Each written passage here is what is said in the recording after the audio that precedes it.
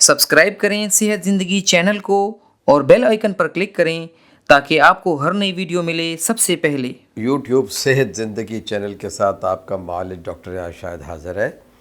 हम आपके सवाल व जवाब ले रहे हैं।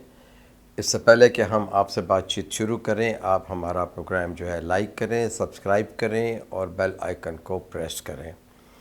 सलीम सफदर साहब हमारे एक भाई हैं, उन्होंने कहा कि उनको मैदे का अल्सर है, मुख्तलिफ़ इलाज किए ठीक नहीं हो रहे और मुख्तलिफ़ अद्वियात खाएँ ठीक नहीं हो रहे।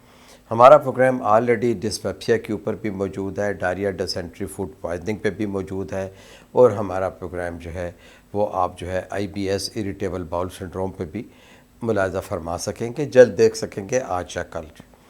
तो भाई आपका सवाल तो यह कि आपको मैदे में अल्सर है, तो मैदे में अल्सर और चीज़ है और शुरू के आंतों के जो दो हिस्से होते हैं जिसे ड्यूडिनम कहते हैं, उसका अल्सर और चीज़ है। और ख़ुराक की नाली के निचले हिस्से का अल्सर जो है, जो रिफ्लेक्स एसोफेजाइटिस में आता है, वो अल्सर और चीज़ है। तो मैदे का अल्सर आपको स्पेसिफ़ाई करना है कि आपको कहाँ अल्सर है।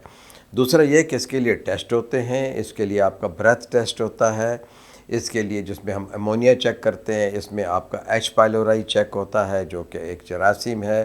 साथ ही साथ में हम जो है आपका एंडोस्कोपी करवाते हैं, यानी हम एक मखसूस मशीन पे कैमरा लगा होता है, आपकी आंतों को और आपके मैदे को देखते हैं। अगर फिर भी हमें कुछ हासिल ना हो तो हम इसके लिए ERCP करते हैं। इसमें हम लुबलुबे और जिगर के तमाम निज़ाम को भी जो है देख सकते हैं कि आया इसमें कोई और ऐसी ख़राबी तो नहीं, कोई पत्थर नहीं या कोई और रुकावट तो नहीं है। तो इसका इलाज जो है 70% परहेज़ के अंदर है। बाकी आपका मालिज आपको अद्वियात देगा।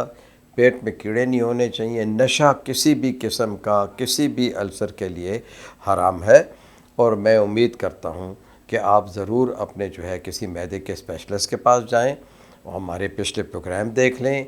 अगर कुछ टेस्ट आपने करवाए हैं, जैसे एंडोस्कोपी किया हुआ है आपने या H. पाइलोराई किया हुआ है, तो वो जो है आप हमें जो है फिर व्हाट्सएप के ज़रिए जो हमारे चैनल पे भेज दीजिएगा। शुक्रिया।